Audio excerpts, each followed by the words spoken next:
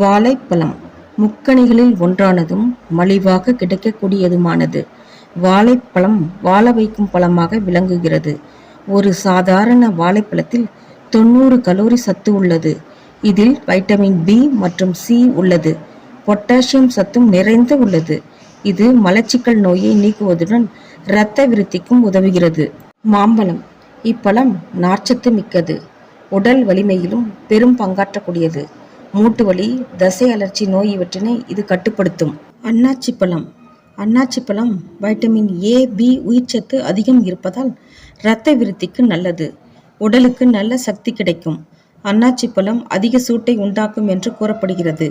ஆனால் அது உண்மை அல்ல. மாம்பழம், ஆரஞ்சு பழம் போன்றவற்றில் இருக்கும் அளவுக்குத்தான் இதிலும் சூடு இருக்கிறது. இந்த சூடு உடல் ஆரோக்கியத்திற்கு எந்தவித கெடுதலும் கிடையாது.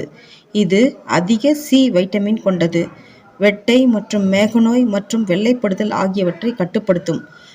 வறட்சியை போக்கி வாந்தி மற்றும் பித்தத்தை கட்டுப்படுத்தும் குணமுடையது. வளரும் குழந்தைகளுக்கு தினமும் கொடுக்க வேண்டிய ஒரு பழம்.